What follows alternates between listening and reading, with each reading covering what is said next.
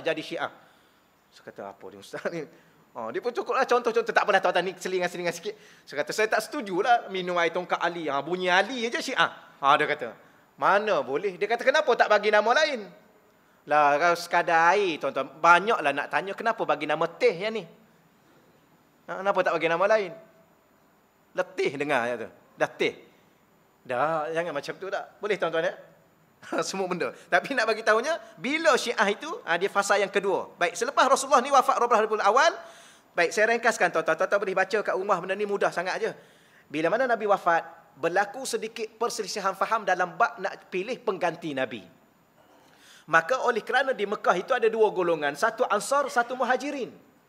Maka apabila Nabi wafat, ya, golongan-golongan Ansar merasakan mereka lebih layak sebab mereka orang tempatan.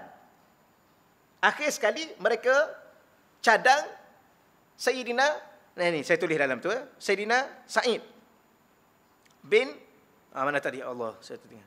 Sa'id bin Ubadah, Sa'ad bin Ubadah. Sa'ad bin Ubadah adalah ketua kepada kaum Ansar dari kalangan Khazraj. Ansar dia ada dua. Tuan-tuan sedia maklumlah ya. Yang ni saya rasa benda-benda kecil-kecil begini tak perlu saya ceritalah.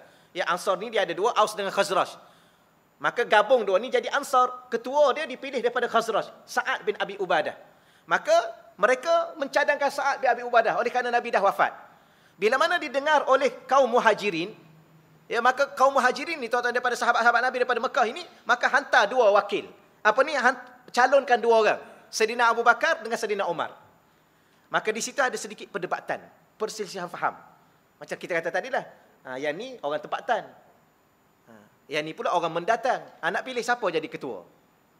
Mestilah orang tempatan. Dia nak orang tempatan, tuan-tuan. Yang ni tuan-tuan boleh baca dalam sirah secara panjang. Tapi oleh kerana ketika itu sahabat-sahabat Nabi, tuan-tuan, dalam keadaan mereka sebagaimana kita sebutlah ya, Al-Rashidin, Al-Mahdiyin, mereka jiwa, mereka hati, mereka iman, mereka lurus. Bukan kerana jawatan, ya, bukan kerana kepentingan, tapi kerana agama. Maka mereka bincang-bincang, akhir sekali selesai, calonkan Sayyidina Abu Bakar As-Siddiq. Maka selesai, di situ aja. Maka itulah sejarah pertama, sedikit perselisihan faham setelah kewafatan baginda Rasulullah sallallahu alaihi wasallam. Cuma satu benda nak kita highlightkan ialah yang kelima itu, dalam perjumpaan itu tidak ada seorang pun yang mengemukakan Sayyidina Ali bin Abi Talib radhiyallahu anhu sebagai khalifah pertama. Baik, fahaman Syiah belum wujud ketika itu. Maknanya kenapa tak ada orang calon Sayyidina Ali? Sebab Sayyidina Ali ni orang antara orang yang paling apa? Paling kanan, rapat dengan darah daging dia dengan Nabi. Hidup serumah dengan Nabi. Inilah hujah-hujah tuan-tuan sekalian ya. Dan Nabi pula masa nak keluar tu, Nabi gantikan dia. Tidur di tempat Nabi. Banyaklah hujah. Tapi masa tu oleh kerana tuan-tuan Syiah tidak ada, maka yang layaknya ialah Sayyidina Abu Bakar. Syiah tak ada yang nama apa? Syekh Muhammad Didat ke? Yang dia berhujah dengan Syiah tu. Zaman Rasulullah tu, Syiah tak ada. Lepas Rasulullah wafat pun tak ada Syiah.